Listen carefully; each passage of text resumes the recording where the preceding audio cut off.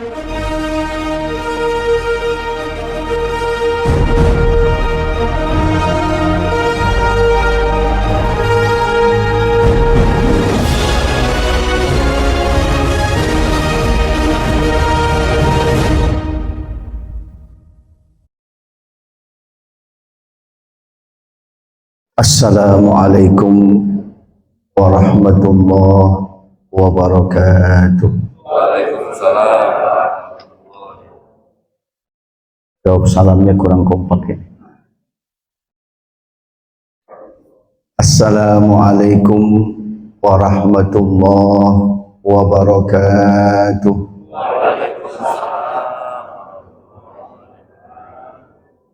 Alhamdulillah. Alhamdulillahilladzi jama'ana hadza wa ma kunna linajtami'a laula an jama'ana Allah. Ashhadu an la ilaha illallah wa ashhadu anna sayyidana wa nabiyyana wa maulana Muhammadan abduhu wa rasuluh la nabiyya ba'da. Bismillahi ma sya'allah la yasukul khaira illallah. Bismillahi ma sya'allah la yasrifus su'a illallah. Bismillahi ma sya'allah ma kana min ni'matin faminallah. Bismillahi ma sya'allah la hawla wa la quwwata illa billah. Allahumma salli ala Sayyidina Muhammad Al-Fatih lima ughliq wal khatim lima sabaq nasiril haqqi bil haqqi wal hadi ila siratikal mustaqim wa ala alihi haqqa qadrihi wa miqdarihil azim, amma ba'd. Semoga kita semua yang hadir di tempat ini, Allah kuatkan iman Islam kita. Allah berikan kepada kita istiqamah di dalam taat kepadanya sampai kita meninggal dunia. Allah berikan kepada kita kesehatan zahiran wa batinan. Allah berikan kepada kita rezeki yang halal, yang barokah, yang banyak untuk bekal ibadah kepadanya. Allah jadikan diri kita, pasangan hidup kita, keturunan kita, orang tua kita sebagai hamba-hambanya yang soleh, soleha. Allah jauhkan kita dari segala macam musibah, bala, petaka. Allah jadikan akhir hidup kita husnul khatimah. Sebagaimana Allah pertemukan kita di tempat ini, di baitun min buyutillah, rumah dari rumah Allah subhanahu wa ta'ala, juga kita berharap Allah pertemukan kita di surganya. Al-Fatihah. A'udzu billahi minasyaitonir rajim. Bismillahirrahmanirrahim. Alhamdulillahi rabbil alamin, arrahmanir rahim, maliki yaumiddin. Iyyaka na'budu wa iyyaka nasta'in, ihdinas siratal mustaqim, siratal ladzina an'amta 'alaihim ghairil maghdubi 'alaihim waladdallin. Yang sama-sama kita muliakan, kita hormati Ketua DKM Masjid An-Nur Al-Mukarram Bapak Arif, para asatidz, para hujjah, para tokoh masyarakat, para jamaah hadirin hadirat sekalian yang dimuliakan oleh Allah Subhanahu wa ta'ala. Seorang sahabat Nabi yang bernama Sayyidina Abdullah bin Umar. Beliau mengatakan bahwa orang yang disebut bertakwa kepada Allah adalah orang yang tidak melihat dirinya ini lebih baik daripada siapapun. Kata beliau, at-taqwa huwa alla tara nafsaka khairan min ahad. Engkau tidak memandang dirimu lebih baik daripada siapapun. Ini orang yang bertakwa. Alhamdulillah Allah takdirkan kita pada kesempatan yang baik ini, kita zikir, kita sholat berjamaah di masjid ini. Jangan sampai kebaikan-kebaikan, amal soleh yang kita lakukan itu menimbulkan sebuah perasaan di dalam diri kita bahwa kita ini lebih baik daripada siapapun. Orang yang rajin pergi ke masjid jangan pernah menganggap bahwa dirinya lebih baik, lebih hebat daripada orang yang nggak ke masjid. Orang yang rajin sedekah jangan sampai merasa dirinya lebih baik, bahkan mungkin meremehkan orang yang tidak bersedekah. Orang yang rajin baca Al-Quranul Karim jangan sampai merasa dirinya lebih baik, apalagi meremehkan orang yang tidak baca Al-Quran dan lain sebagainya. Bahkan terhadap orang-orang ahli maksiat, orang yang kita tahu bahwa dia selalu melakukan maksiat-maksiat, dosa-dosa kepada Allah Subhanahu wa Ta'ala, kita orang yang bertakwa, orang yang beriman, jangan pernah kita menganggap bahwa diri kita ini lebih baik daripada mereka. Apalagi dengan orang yang rajin ibadah. Inilah hakikat takwa yang sebenarnya. Kita tidak pernah memandang diri kita ini lebih baik daripada siapapun. Kenapa demikian? Karena akhir hidup seseorang ini gak ada yang tahu. Betul gak kira-kira? Gak ada yang tahu. Ada orang yang luar biasa rajin ibadah, gak taunya tergelincir di akhir hidupnya berbuat maksiat kepada Allah Subhanahu wa Ta'ala, mendapatkan su'ul khatimah. Ada orang yang hari-harinya banyak berbuat dosa, banyak berbuat maksiat kepada Allah Subhanahu wa Ta'ala. Bahkan pada zaman Nabiullah Musa alaihissalam, ini kisah ini sangat masyhur di kalangan orang-orang yang memperdalam ilmu tasawuf. Bukan hanya diampuni oleh Allah Subhanahu wa Ta'ala, tapi diangkat oleh Allah menjadi kekasihnya. Shallu ala Muhammad. Jadi jangan sampai kita menganggap diri kita ini lebih baik daripada siapapun. Allah taro nafsaka khairan min ahad. Jangan pernah kita menganggap diri kita ini lebih baik daripada siapapun. Makanya Allah tegaskan kepada kita, kata Allah, fala tuzakku anfusakum huwa a'lamu limanittaqa. Jangan kamu menganggap diri kamu ini paling suci, paling dekat dengan Allah Subhanahu wa Ta'ala, paling soleh, paling rajin ibadah dan lain sebagainya. Kata Allah, huwa a'lamu limanittaqa. Allah lah yang lebih tahu siapa di antara kalian yang paling bertakwa. Mudah-mudahan kita semua masuk pada golongan orang-orang yang bertakwa. Amin ya rabbal alamin. Para hadirin hadirat sekalian yang dimuliakan oleh Allah, pada kesempatan yang baik ini insyaallah kita akan membahas mengenai wasiat daripada Nabi kita Muhammad sallallahu alaihi wasallam kepada salah seorang sahabat beliau yang bernama Sayyidina Mu'az bin Jabal. Siapa ibu-ibu? Mu'az bin Jabal. Suatu hari Nabi Muhammad sallallahu alaihi wasallam memegang tangan beliau. Kata Nabi kepada Mu'az bin Jabal, "Ya Mu'az, inni la uhibbuka." Wahai Mu'az, sesungguhnya aku ini benar-benar cinta kepadamu. Dan ini disampaikan 2 kali. Ini cinta yang khusus. Orang kalau udah dicintai oleh Nabi Muhammad dengan cinta yang khusus, ini orang yang luar biasa. Kita umatnya Nabi Muhammad SAW juga dicintai oleh beliau.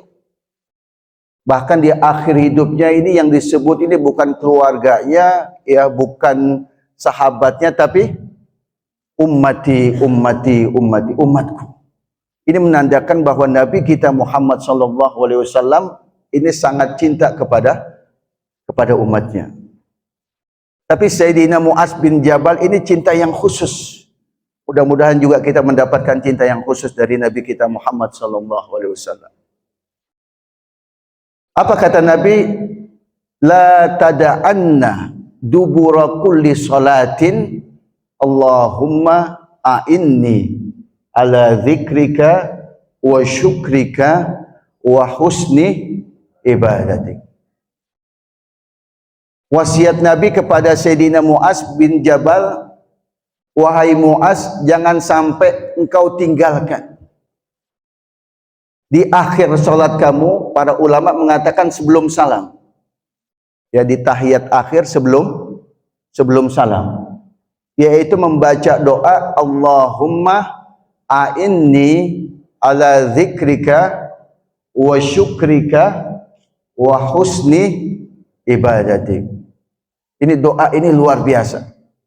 Allahumma, ya Allah, a'inni, tolong aku ya Allah, bantu aku, ala dzikrika, untuk selalu berzikir kepadamu, wa syukrika, dan bersyukur atas nikmat-nikmat, wa husni ibadatik, dan beribadah dengan benar kepadamu. Minta terus menerus zikir, terus menerus syukur dan ibadah dengan baik, dengan benar. Ini para ulama mengatakan bahwa doa ini doa jami, doa yang komprehensif, yang mencakup semua kebaikan dunia dan juga kebaikan akhir. Para jamaah udah hafal doa ini ya? Kita baca 3 kali doa ini, mudah-mudahan nanti bisa kita amalkan setiap kita sholat, ya, bukan hanya sholat fardu tapi sholat sunnah juga. Bismillahirrahmanirrahim. Allahumma a'inni ala dzikrika wa syukrika wa husni ibadatik. Allahumma a'inni ala dzikrika wa syukrika wa husni ibadatik. Allahumma a'inni ala dzikrika wa syukrika wa husni ibadatik. Insyaallah langsung hafal ya. Ini doanya pendek tapi mencakup kebaikan dunia dan juga kebaikan akhirat. Mudah-mudahan bisa kita amalkan. Insyaallah dalam waktu yang cukup singkat ini kita akan bahas satu persatu. Yang pertama, minta kepada Allah Subhanahu wa taala ala dzikrika, untuk selalu berzikir kepada Allah Subhanahu wa taala. Hakikat hidup yang kita jalani saat ini dan semua ibadah-ibadah di dalam Islam ini tujuan utamanya adalah zikrullah, adalah berzikir kepada Allah Subhanahu wa taala. Jadi inti daripada ibadah-ibadah yang kita lakukan, tujuan daripada ibadah-ibadah yang kita lakukan ini tujuannya adalah zikrullah, yaitu agar kita selalu berzikir kepada Allah Subhanahu wa taala. Misalnya salat, kata Allah wa aqimis salata li dzikri, dirikan salat untuk ingat kepadaku. Orang yang melaksanakan ibadah haji, mudah-mudahan kita yang belum Allah takdirkan berangkat haji, insya Allah pada tahun-tahun yang akan datang Allah berikan kesempatan kepada kita. Kata Allah, wa idza afattum min arafatin fadhkurullah. Dan ibadah-ibadah yang lain ini tujuannya adalah zikrullah, agar kita ini tersambung terus kepada Allah Subhanahu wa taala. Orang kalau melaksanakan sholat itu paling banyak, paling lama itu durasinya berapa lama? Mungkin 10 menit. Ya, 10 menit juga ini udah hebat. Orang kalau melaksanakan puasa berapa lama? Mungkin sekitar 13 jam, 14 jam ya, tergantung negaranya. Dari azan subuh sampai maghrib. Orang yang melaksanakan ibadah haji berapa lama? Hanya beberapa hari saja. Ya. Zakat dan lain sebagainya. Jadi durasinya nggak panjang. Tapi ketika Allah memerintahkan kita untuk berzikir, ya, kata Allah di dalam Al-Quran, ya ayyuhalladzina amanu dzkurullaha dzikran katsira. Wahai orang-orang yang beriman, berzikirlah kalian kepada Allah dzikran katsira, dengan zikir yang banyak. Jadi zikir ini nggak bisa sebentar, nggak bisa sedikit, harus banyak. Qiyaman wa qu'udan. Jadi kalau sholat jadi cuma mungkin 5 menit, 10 menit, kemudian juga puasa cuma beberapa jam, tapi yang namanya zikrullah ini sepanjang setiap hembusan nafas kita, terus terkonek kepada Allah Subhanahu wa ta'ala. Ini memang tingkatan tinggi. Ya, orang yang selalu berzikir kepada Allah ini orang tingkatan tinggi, kekasih Allah Subhanahu wa ta'ala. Bahkan di dalam satu hadisnya Nabi kita Muhammad sallallahu alaihi wasallam, beliau bersabda, "Masalul ladzi yadhkuru rabbahu wal ladzi la yadhkuru rabbahu kamatsalil hayyi wal mayyit." Atau kama qala. Kata Nabi Muhammad sallallahu alaihi wasallam, perumpamaan orang yang berzikir kepada Allah dengan orang yang tidak berzikir kepada Allah itu seperti orang yang hidup dan orang yang mati. Orang yang selalu berzikir kepada Allah, terus connect kepada Allah Subhanahu wa ta'ala. Zikir apa aja, bisa tasbih, bisa istighfar, bisa sholawat, bisa takbir dan lain sebagainya, termasuk baca Al-Quranul Karim. Ya, ini zikir yang luar biasa. Jadi orang yang selalu berzikir kepada Allah Subhanahu wa ta'ala dengan zikir apa aja, ini luar biasa. Nah, para jamaah sekalian yang dimuliakan oleh Allah Subhanahu wa ta'ala. Jadi perumpamaan orang yang berzikir dengan orang yang tidak berzikir seperti orang yang hidup dan orang yang mati. Orang yang berzikir ini orang yang hidup. Hatinya dihidupkan oleh Allah Subhanahu wa ta'ala.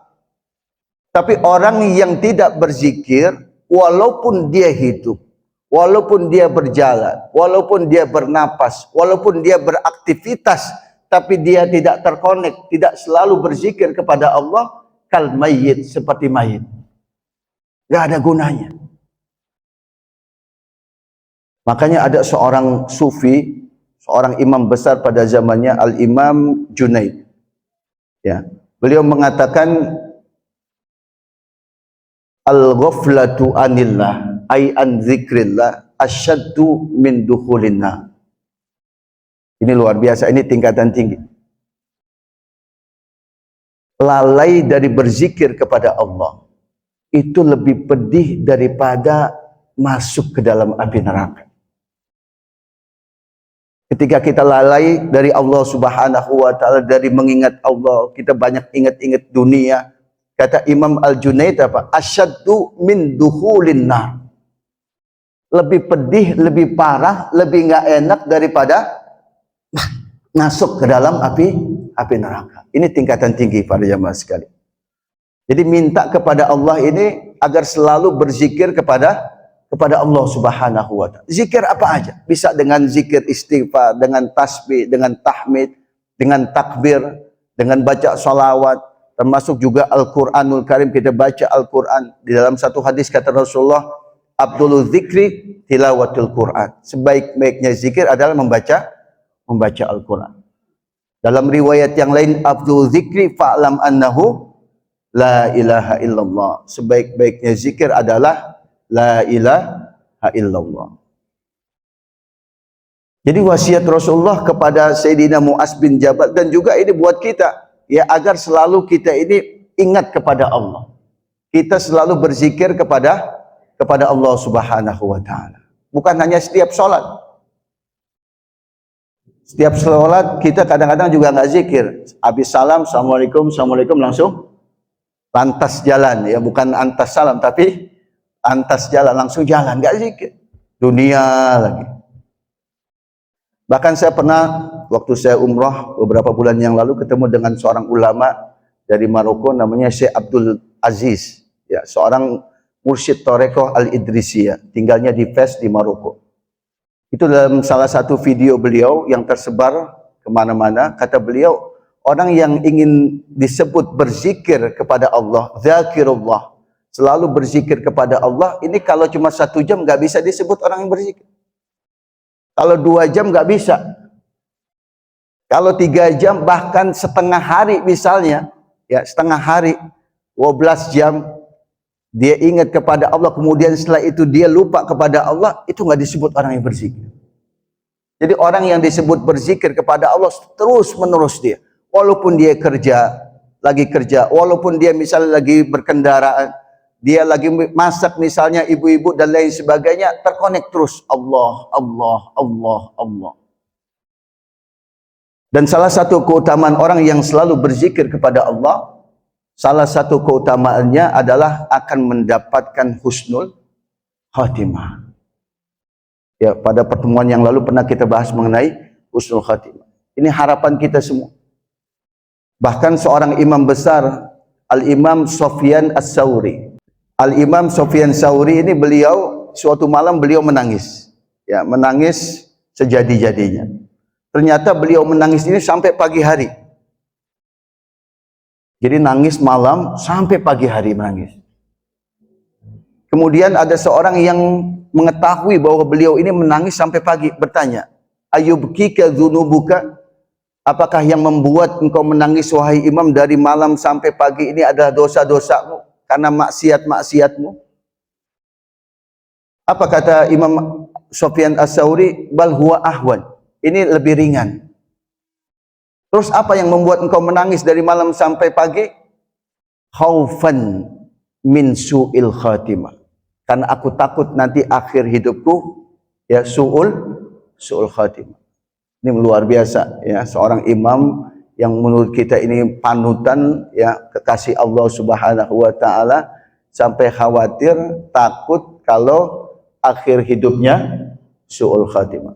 Kira-kira pernah nggak kita begitu? Hah? Ibu-ibu pernah begitu? Takut, nangis, ya Allah nanti gimana nih akhir hidup saya, husnul khatimah atau su'ul khatimah? Bahkan ulama di Indonesia ya, Mbah Maimun itu ketika ketemu dengan salah satu guru saya, itu beliau mengatakan bahwa beliau punya dua hajat. Ya, punya dua hajat. Yang pertama ingin wafat dalam keadaan husnul khatimah, kemudian yang kedua ingin wafat di Mekah Al-Mukarramah. Artinya hajat yang pertama dia minta ini husnul khatimah.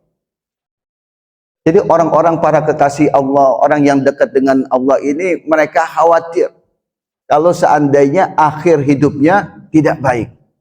Kalau akhir hidupnya su'ul khatimah. Ya, mudah-mudahan kita semua Allah takdirkan yang mendapatkan husnul khatimah. Amin ya rabbal alamin. Jadi yang pertama adalah zikrullah. Ya, lisan kita selalu berzikir kepada Allah Subhanahu wa taala dan diiringi dengan hati. Karena yang namanya hati ini mahallu nazrillah. Hati ini para jamaah sekalian, ini merupakan tempat Allah memandang kita. Dari anggota tubuh kita, dari ujung kaki sampai ujung kepala, yang dipandang, yang dilihat, yang dinilai oleh Allah Subhanahu wa taala adalah hati. Hatinya ini bagaimana orang ini? Enggak dilihat fisik, enggak dilihat mukanya, enggak dilihat kakinya, enggak dilihat kepalanya dan lain sebagainya. Rupanya tidak dilihat. Kalau rupanya yang dilihat ya, karena gantengnya yang dilihat sama Allah, karena cantiknya misalnya, ini artis-artis ini nomor satu. Betul gak? Yang dipandang dari fisik. Tapi yang dipandang, yang dilihat, yang dinilai oleh Allah adalah hatinya. Kalau hatinya benar, ya dalam satu hadis kata Rasulullah, ala inna fil jasadi mudghah. Ya, sesungguhnya di dalam jasad kita ini ada segumpal darah. Kalau segumpal darah kita ini baik, benar, maka semuanya ini, yang lainnya ini jadi benar. Tapi kalau segumpal darah ini enggak beres, rusak, semuanya jadi rusak. Ala wahya al-qalbu. Sesungguhnya segumpal darah itu adalah hati. Jadi kalau hati seseorang ini baik, bagus, itu insya Allah pandangannya juga baik. Omongannya, lisannya juga baik. Gerakannya juga baik. Tapi kalau nauzubillah, kalau hatinya udah rusak, semuanya jadi rusak. Shallu ala Muhammad. Jadi yang pertama adalah zikrullah, selalu berzikir kepada Allah Subhanahu wa taala. Kemudian yang kedua, minta kepada Allah wa syukrika, dan bersyukur atas nikmat-nikmat, karunia-karunia yang telah Allah berikan kepada kita. Kita semua ini para jamaah, siapapun diri kita, walaupun seseorang ini anak raja, walaupun seseorang ini anak presiden dan lain sebagainya, ketika dilahirkan oleh Allah ke dunia ini dalam keadaan dua hal. Wallahu akhrajakum min butuni ummahatikum la ta'lamuna syai'a wa ja'ala lakumus sam'a wal absara wal af'ida la'allakum tashkurun. Kata Allah Subhanahu wa taala, wallahu akhrajakum min butuni ummahatikum, dan Allah telah mengeluarkan kalian dari rahim, dari perut ibu kalian. La ta'lamuna syai'a, dalam keadaan bodoh, enggak tahu apa-apa kita. Ya, enggak ada yang tahu, kita dalam keadaan bodoh semuanya ini ketika lahir. Para ulama mengatakan bukan hanya la ta'lamuna syai'a, tapi la tamlikuna syai'a. Bukan hanya kita enggak tahu apa-apa, tapi juga kita tidak memiliki apa-apa. Jangankan rumah, jangankan kendaraan, aset dan lain sebagainya, satu benang pun ini enggak punya kita. Dalam keadaan telanjang. Jadi setiap manusia dilahirkan oleh Allah ke dunia ini dalam keadaan dua hal ini. Dalam keadaan bodoh dan dalam keadaan fakir, enggak punya apa-apa. Kemudian Allah memberikan semuanya, ya tujuannya kata Allah, la'allakum tashkurun. Agar kita ini dengan nikmat-nikmat, karunia-karunia yang telah Allah berikan kepada kita, bersyukur. Allah cuma minta satu aja. Dari nikmat-nikmatnya, karunia-karunia yang telah diberikan kepada kita, Allah cuma minta satu, syukuri nikmat. La in syakartum la azidannakum. Ya, nun di sini nun taukid. Siapa yang bersyukur, la in syakartum, kalau engkau bersyukur kata Allah Subhanahu wa taala atas nikmat-nikmat karunia yang aku berikan, la azidannakum, pasti aku akan tambah. Tapi kebalikannya, wala in kafartum inna adzabi lasyadid. Kalau seandainya engkau kufur, engkau tidak berterima kasih, tidak bersyukur atas nikmat-nikmatku, inna adzabi lasyadid. Sesungguhnya azabku ini sangat pedih. Makanya suatu hari Ummul Mukminin Sayyidah Aisyah melihat Nabi kita Muhammad melaksanakan sholat malam. Ya, beliau melihat Nabi kita, ya, ini melaksanakan sholat malam, dan ternyata, ya, kaki Nabi kita Muhammad SAW ini sampai bengkak. Ya, melaksanakan sholat malam sampai kakinya bengkak. Kira-kira ada gak di antara kita sholat malam sampai kakinya bengkak? Ada gak Pak? Yang kaki bengkak itu banyak, cuma sababiahnya ini apa? Ya, asam urat dan lain sebagainya. Tapi beliau ini Masya Allah, ya, sholat malam sampai kakinya bengkak. Kemudian kata istri beliau, kata Sayyidah Aisyah, lima fa'alta ya Rasulullah, kenapa engkau masih melakukan seperti ini ya Rasulullah, sholat sampai kakimu bengkak? Engkau adalah seorang yang sudah dijamin oleh Allah. Kesalahanmu kalaupun ada itu sudah dimaafkan oleh Allah Subhanahu wa ta'ala. Orang yang pertama kali akan masuk ke dalam surga, orang yang tidak memiliki kesalahan, orang yang akan memberikan syafaat kepada umat manusia, itu masih melaksanakan sholat malam sampai kakinya bengkak. Kenapa engkau seperti ini ya Rasulullah? Apa jawaban Nabi? Beliau menjawab, afala uhibbu an akuna abdan syakura. Apakah aku tidak boleh menjadi hamba Allah yang bersyukur? Shallu ala Muhammad. Makanya para ulama mengatakan bahwa ibadah yang tertinggi kepada Allah ini ibadah dalam rangka syukur. Ini yang paling tinggi. Ketika kita hadir di tempat ini, kita melaksanakan sholat, kita thalabul ilmi, menuntut ilmu, ini kita lakukan semuanya dalam rangka berterima kasih, bersyukur kepada Allah. Ketika seorang sedekah misalnya, berkurban, ya, atau melaksanakan ibadah haji, itu dia lakukan semuanya dalam rangka bersyukur kepada Allah.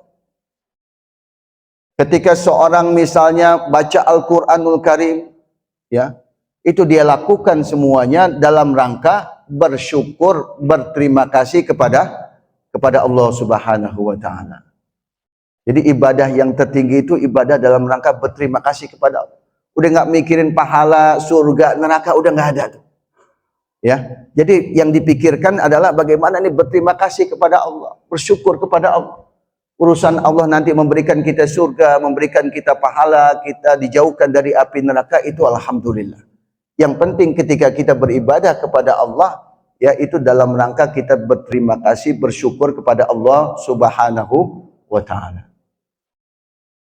Dan syukur ini para jamaah sekalian, ini ada 3. Syukur dengan lisan, syukur dengan hati, dan syukur dengan perbuatan. Syukur dengan lisan ini bagaimana? Min kathrati, ya, qaul alhamdulillah. Dengan kita memperbanyak mengucapkan alhamdulillah.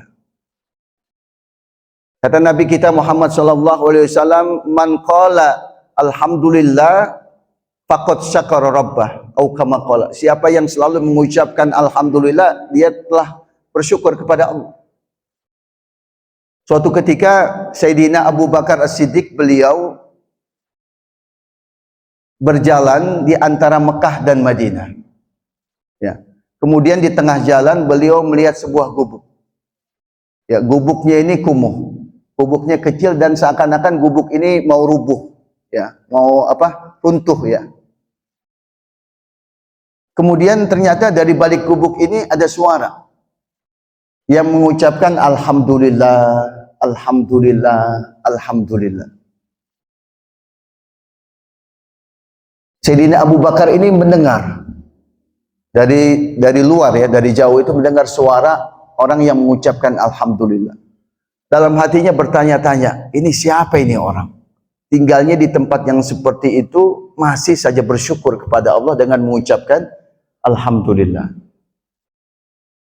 Kemudian didekati, kemudian setelah dekat dia mengucapkan salam, assalamualaikum. Kemudian dijawab oleh orang yang berada di dalam gubuk, waalaikumsalam, silakan masuk. Ketika Sayyidina Abu Bakar masuk ke dalam gubuk tersebut, beliau kaget, tersentak, bahkan tidak terasa ini air mata beliau langsung netes ke lantai. Kenapa? Karena ternyata orang yang selalu mengucapkan alhamdulillah, orang yang tinggalnya di gubuk seperti itu, tidak memiliki kedua tangan dan juga tidak memiliki kedua kaki. Jadi tangannya dua-duanya nggak ada. Ya, dalam satu riwayat. Kemudian kakinya juga dua-duanya nggak ada. Itu kita bayangkan bagaimana itu. Tangannya nggak ada, kakinya juga nggak ada. Tinggalnya di tempat yang seperti itu masih dan terus-menerus mengucapkan alhamdulillah, alhamdulillah, alhamdulillah. Shallu ala Muhammad. Nah, bagaimana dengan kita para jamaah sekalian? Ya, Allah ngasih kita ini fisik, masya Allah, sempurna. Kemudian Allah kasih kita rumah dan lain sebagainya, kendaraan, luar biasa. Nah, kita jangan kalah dengan yang tadi itu, yang tidak memiliki apa-apa, bahkan fisiknya terbatas, selalu mengucapkan, ya, alhamdulillah, alhamdulillah, alhamdulillah. Ini zikir lisan. Kemudian zikir hati, ya, zikrul qalbi. Zikir hati adalah kita meyakini dalam hati kita bahwa setiap nikmat karunia yang kita miliki, yang kita terima, itu hakikatnya semuanya berasal hanya dari Allah. Shallu ala Muhammad. Semuanya dari Allah. Wa ma bikum min nikmatin faminallah. Dan nikmat-nikmat karunia-karunia yang ada pada kamu faminallah, dari Allah semuanya. Allah kasih kita jabatan, Allah kasih kita rumah, Allah kasih kita kendaraan dan lain sebagainya, faminallah, semuanya dari Allah. Ini hati kita harus mengatakan begitu. Harus yakin 100% mantap, menyadari, ya, mengikrarkan bahwa nikmat-nikmat karunia-karunia yang nempel sama kita, yang nggak nempel juga, itu semuanya hakikatnya hanya dari Allah. Ibu-ibu misalnya kalau dikasih uang 1 juta misalnya sama suami. Ibu-ibu bilangnya dari mana? Dari suami atau dari Allah? Kalau suaminya ada, jangan kasih lagi. Hakikatnya harus kita yakini dalam diri kita itu dari Allah. Tapi kepada manusia, kepada yang memberi harus mengucapkan terima kasih. Ya. Man lam yashkurin nas lam yashkurillah. Siapa yang tidak berterima kasih, bersyukur kepada manusia berarti tidak berterima kasih kepada Allah. Tapi hati kita ini mantap, ini semuanya dari Allah. Suami kita di kantor misalnya, bos kita ngasih gaji dan lain sebagainya, itu perantara kita, wasilah kita untuk mendapatkan nikmat Allah Subhanahu wa ta'ala. Yang memberikan kita nikmat, memberikan kita rezeki, itu adalah Allah Subhanahu wa ta'ala. Itu harus mantap dalam hati kita. Kemudian yang ketiga, zikrul fi'al, zikir dengan perbuatan kita. Bagaimana zikir dengan perbuatan kita? Yaitu kita melakukan sesuatu yang diridhoi oleh Allah. Allah berikan kita kaki. Kita gunakan kaki kita ini untuk kebaikan. Untuk hadir di majlis taklim, untuk menolong orang dan lain sebagainya. Allah berikan kita lisan kita ini kita gunakan untuk berzikir. Ya, untuk memberikan nasihat misalnya dan lain sebagainya. Tidak kita gunakan lisan kita ini ya untuk berbohong, kemudian juga untuk berghibah, fitnah dan lain sebagainya, maka pada hakikatnya kita telah bersyukur kepada Allah dengan nikmat lisan itu. Jadi semua nikmat karunia yang Allah berikan kepada kita, kita mampu, kita bisa gunakan sebaik-baiknya sesuai dengan keinginan Allah. Sesuai dengan yang memberikan nikmat itu, yaitu Allah Subhanahu wa ta'ala. Semua nikmat. Karena semua nikmat ini yang Allah berikan kepada kita ini akan ada tanggung jawab. Kata Allah di dalam Al-Quran, "Tsumma la tus'alunna yauma idzin anin naim." Dan nanti pada hari kiamat kita semuanya ini akan dimintakan pertanggungjawaban atas nikmat-nikmat, karunia-karunia yang telah Allah berikan kepada kita. Semuanya ada tanggung jawabnya. Bahkan ada sebuah kisah, wallahu a'lam kisah ini benar atau tidak, tapi ini bisa menjadi pelajaran buat kita. Ada seorang yang kaya raya. Kaya raya kemudian memiliki beberapa anak. Kaya rayanya luar biasa. Kemudian ini orang tua ini mau meninggal dunia. Anak-anaknya sepakat. Anak-anaknya sepakat untuk mencari orang yang nanti kalau bapaknya meninggal dunia ini bisa menemani di dalam kubur. Ya, saya dengar dari ada seorang ulama ya waktu itu ceramah di Masjid Raya Ittihad ini masalah ini. Jadi dicari ya, mencari orang yang bisa menemani orang tuanya ini di dalam kubur. Itu sampai begitu. Wallahu a'lam ini cerita benar atau tidak ya, tapi ini bisa kita ambil hikmah. Kemudian terjadilah bapaknya ini wafat. Bapaknya wafat dan didapatkan ada seorang dia yang punya kapak ya, yang punya kapak ya, yang biasa nebang dan lain sebagainya itu. Ya. Dia siap ini untuk menemani orang yang meninggal dunia ini yang kaya raya ini di dalam kubur. Ya, untuk menemani orang kaya raya ini dengan janji dikasih hadiah yang sangat besar, tanda tangan, tekan kontrak, siap menemani. Kemudian dibikin juga tempat untuk yang orang hidup ini yang menemaninya di samping bapaknya. Malaikat Munkar dan Nakir ya. Munkar dan Nakir ini siap untuk bertanya. Karena Munkar dan Nakir ini sebelum kita nanya orang yang mati, kita tanya dulu yang hidup. Ini kan ada orang yang hidup, kita tanya dulu. Dia punya kapak, itu kapaknya dari mana? Ya, kayunya dari mana? Kemudian besinya itu dari mana? Dia ditanya sampai banyak pertanyaan. Akhirnya dia nyerah. Dia keluar dari kuburan dan dia nggak mau itu ngambil hadiahnya karena kapak aja itu ibaratnya punya kapak aja itu pertanyaannya udah banyak. Udah luar biasa, dari mana dapetin kapaknya, kemudian juga kayunya dari mana, ya apakah itu halal atau haram, kemudian juga yang besinya itu dari mana dapetin? Akhirnya dia nyerah dengan pertanyaan, bagaimana dengan harta yang banyak? Akhirnya dia udah kabur, nggak mau dia ngambil itu hartanya karena khawatir tanggung jawabnya berat. Ya, jadi artinya bahwa semua nikmat karunia, ya, bahkan kalau masalah harta itu nanti pertanyaan di akhirat, ya, di akhiratnya min aina iktasaba wa fima anfaqah. Dari mana kita dapatkan harta tersebut dan kemana digunakan? Shallu ala Muhammad. Nah, ini syukur para jamaah sekalian. Kemudian yang ketiga, minta kepada Allah di dalam doa tersebut adalah wa husni ibadatik, dan beribadah dengan benar, dengan baik. Kata Allah di dalam Al-Qur'an, wa ma khalaqtul jinna wal insa illa liya'budun. Dan tidaklah aku ciptakan jin dan manusia, kata Allah, kecuali dengan satu maksud, kecuali dengan satu tujuan, yaitu agar jin dan manusia kita semua, ya, ini beribadah taat kepada Allah Subhanahu wa taala.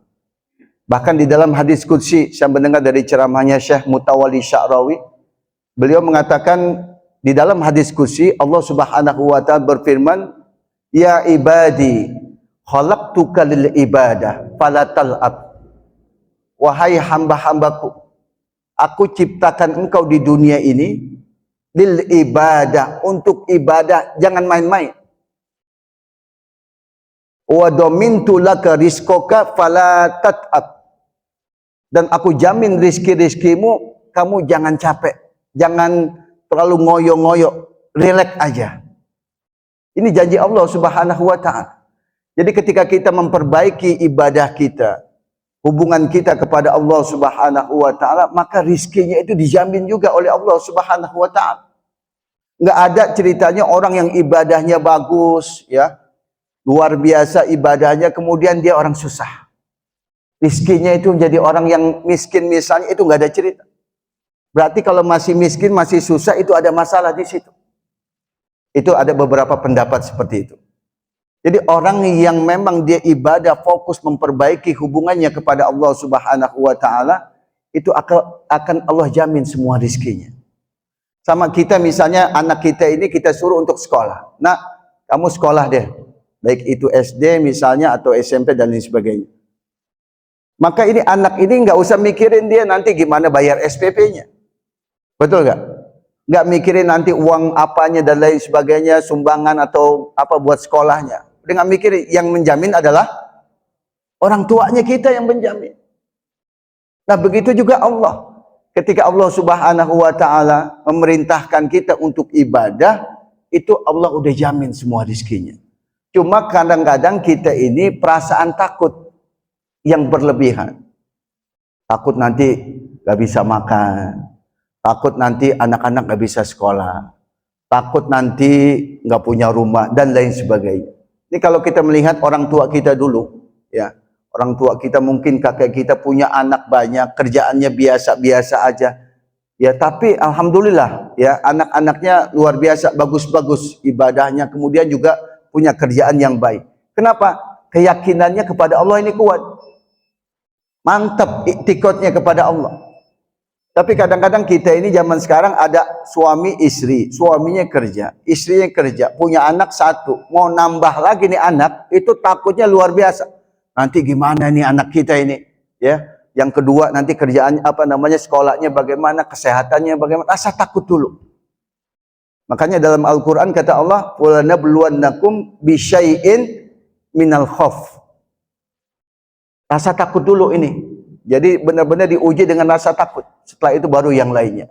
Jadi ditimbulkan, ya, adalah rasa takut dulu. Nah, jadi yang ketiga ini pada jamaah sekalian, minta kepada Allah agar ibadah dengan baik, ibadah dengan benar. Dan ibadah ini maknanya sangat luas. Bukan hanya sholat, bukan hanya puasa, bukan hanya zakat, bukan hanya kurban, bukan hanya haji dan lain sebagainya. Ketika seorang senyum aja kepada saudaranya, enggak cemberut, itu udah ibadah. Bahkan makan, minum nih kita, al-aklu wa syarabu in kusida bihi taqwa yuthabu. Makan, minum kalau diniatkan untuk ibadah itu dapat pahala.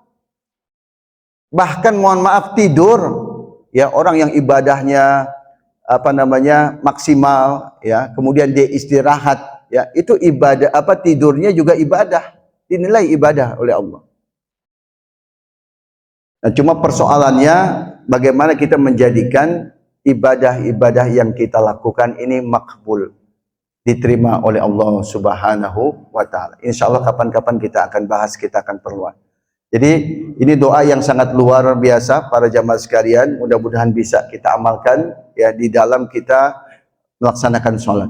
Allahumma a'inni ala zikrika wa syukrika wa husni ibadatik. Ya Allah, tolong aku, bantu aku untuk selalu berzikir kepadamu, bersyukur kepadamu, dan beribadah dengan benar kepadamu. Ini saja para jamaah sekalian yang dapat saya sampaikan. Kurang lebihnya mohon dibukakan pintu maaf yang sebesar-besarnya. Mari kita tutup dengan doa. Ud'ullah wa antum muqinuna bil ijabah. Berdoalah kepada Allah dengan keyakinan yang totalitas, mantap, bahwa Allah Subhanahu wa taala pasti akan mengabulkan doa-doa kita. Bismillahirrahmanirrahim. Alhamdulillahirabbil alamin. Hamdan yuwafi ni'amahu wa yukafi mazidah. Ya Rabbana wa lakal hamdu wa lakal syukru kama yanbaghi li jalali wajhika wa 'azimi sultanik. Allahumma shalli ala sayyidina Muhammad al-Fatih lima ughliq wal khatim lima sabaq nasiril haqqi bil haqq wal hadi ila siratikal mustaqim wa ala alihi haqqa qadrihi wa miqdarihi al-'azim. Salatan taftahu lana biha abwab ar-ridha wat taysir wa tughliqu biha abwab asy-syarri wat ta'sir wa takunu lana biha waliyan wa nasira. Anta waliyuna maulana fa ni'mal maula wa ni'mal nasir. Allahumma ij'al jam'ana hadza jam'an mubarakan marhuma wa tafarruqana min ba'dihi tafarruqan mubarakan ma'suma wa la taj'al fina wa la min bainina syaqiyyan wa la mahruma. Allahumma inna nas'aluka mujibati rahmatik wa azaima maghfiratik wal ghanimata min kulli birrin was salamata min kulli ismin. Allahumma la tada' lana dhanban illa ghafarta wa la hamman illa farajta wa la maridan illa syafaita wa la asiran illa yassarta wa la faqiran illa aghnayta wa la daynan illa qadaita wa la hajatan min hawaijid dunya wal akhirah hiya laka ridwan wa lana fiha salah illa qadaitaha wa yassartaha bi rahmatika ya arhamar rahimin. Allahumma a'inna ala zikrika wa syukrika wa husni ibadatik. Allahumma a'inna ala zikrika wa syukrika wa husni ibadatik. Allahumma a'inna ala zikrika wa syukrika wa husni ibadatik. Ya man azhara al-jamil wa satara al-qabih wa lam yu'akhidh bil jarirah wa lam yahdik as-sitra wa ya azim al-afwi wa ya hasan al-tajawuz wa ya wasi' al-maghfirah wa ya basit al-yadaini bir-rahmah wa ya sami'a kulli najwa wa ya muntaha kulli syaqwa wa ya karim as-safi wa ya azim al-manni wa ya mukil al-atharat wa ya mubtadi'an bin ni'ami qabla istiqamiha. Ya Rabbana wa ya Sayyidana wa ya Maulana wa ya ghayata rabbatina nas'aluka ya Allah alla tushawwiha khilqatana bibala'id dunya wala bi'adzabin nar. Rabbana hab lana minas salihin. Rabbana hab lana minas salihin. Rabbana hab lana minas salihin. Rabbana hab lana min azwajina wa dhurriyyatina qurrata a'yun waj'alna lil muttaqina imama. Allahumma inna nas'aluka an tarzuqana mahabbatan khassa khalisatan fi wa fi habibika sayyidina Muhammadin sallallahu alaihi wasallam waj'alna fid dunya wal akhirah min ahli wilayatika al khassah al kamila as-surfadati la syaibatan fiha li ghairika innaka ala kulli syai'in qadir. Ya Allah biha, ya Allah biha, ya Allah bi husnil khatimah, ya Allah biha, ya Allah biha, ya Allah bi husnil khatimah, ya Allah biha, ya Allah biha, ya Allah bi husnil khatimah. Rabbana taqabbal minna innaka antas samiul alim وتب علينا إنك أنت التواب الرحيم. ربنا آتنا في الدنيا حسنة وفي الآخرة حسنة وقنا عذاب النار. وصلى الله على سيدنا محمد وعلى آله وصحبه وسلم. سبحان ربك رب العزة عما يصفون وسلام على المرسلين والحمد لله رب العالمين. Wassalamualaikum warahmatullahi wabarakatuh. Waalaikumsalam.